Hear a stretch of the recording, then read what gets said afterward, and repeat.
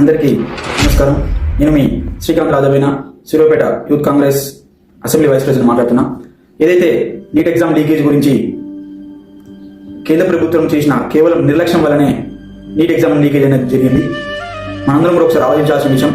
గతంలో కూడా సుమారు 89 సార్ల పేపర్ లీకేజ్ జరగడం జరిగింది. అంటే విద్యార్థుల భవిష్యత్తు బీజేపీ ప్రభుత్వం ఎలా జలగాడలాడుతుందని మనందరం ఒకసారి గమనించాల్సిన విషయం.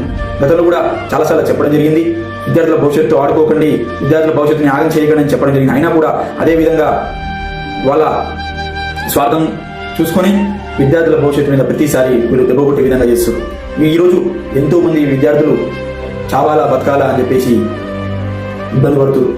ఎందుకంటే రూపాయి కూడేసుకొని కష్టపడి ఈ స్థాయి దాకా వచ్చి ఈ ఎగ్జామ్లో సక్సెస్ కావాలని చెప్పేసి రెయిన్ బౌళ్ళు కష్టపడి చదువుకొని ఉంటే ఇట్లా పేపర్ లీకేజ్ చేసి వాళ్ళ భవిష్యత్తు వాళ్ళ జీవితాలతో జలగాడలాడుతున్న బీజేపీ ప్రభుత్వాన్ని తీవ్రంగా ఖండించాలి.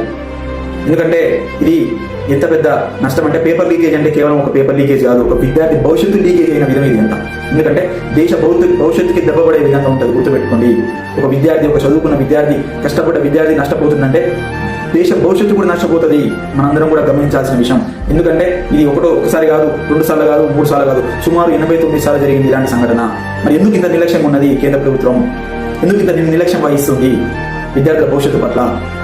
కాబట్టి ఇది సుప్రీంకోర్టులో విచారణ జరిపించి ఎవరైతే ఈ చర్యకి పాల్పడరో, విద్యార్థుల భవిష్యత్తు ఆడుకుంటారో వాళ్ళందరి మీద కూడా కఠిన చర్య తీసుకోవాలని చెప్పేసి ఈరోజు కోరుకుంటూ, ఎవరి వల్ల జరిగిందో వాళ్ళకి శిక్ష పడేదా కూడా నేను నిరసన కార్యక్రమం ఆపం. ఎందుకంటే మనందరం కూడా ఒకటి గుర్తుపెట్టుకోవాలి, ఒక విద్యార్థి నష్టపోతుందంటే, ఒక చదువుకుని కష్టపడ్డ విద్యార్థి నష్టపోతుందంటే ఈ దేశ భవిష్యత్తు కూడా ఎంతో నష్టపోతుందని మనందరం గమనించాలి. ఇలా విద్యార్థులని ఎంత అవహేళనగా ఏదో చిన్న చూపు చూసే విధంగా వాళ్ళ భవిష్యత్తు మీద ఆడుకుంటుంది ఈ ప్రభుత్వం. ఈ భవిష్యత్తులో చాలా నష్టపోయే విధంగా ఉంటుందని కూడా నేను హెచ్చరిస్తున్నా. ఈ బీజేపీ మళ్ళీ కూడా చెప్తున్నాం, ఇంకోసారి ఇలాంటి విషయాలు జరిగితే కూడా మేము ఊకం, మేము సహించాం. ఎందుకంటే ఇది నువ్వు విద్యార్థుల భవిష్యత్తుకి వాళ్ళ జీవితాలతో జలగాడలాడుతున్నాం.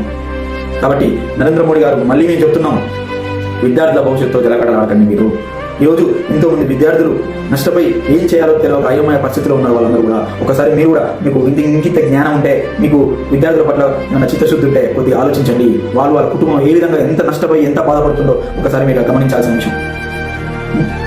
ఈ విషయంలో తగిన న్యాయం జరిగే వరకు కూడా, నిరసనకు శిక్ష పడే వరకు కూడా కంపల్సరీగా ఆపేది లేదు. ఖచ్చితంగా నిరసన చేస్తూనే ఉంటాం. కాంగ్రెస్ ప్రభుత్వం తరఫు నుంచి నిరసన చేస్తూనే ఉంటాం. విద్యార్థుల భవిష్యత్తుతోటి తెలగాటలాడిన ఎవరైనా సరే వాళ్ళ మీద కఠిన చర్యలు తీసుకునే దాకా మేము ఊపం అని చెప్పేసి ఈ సందర్భంగా హెచ్చరించుకుంటూ సెలవు తీసుకుంటాం.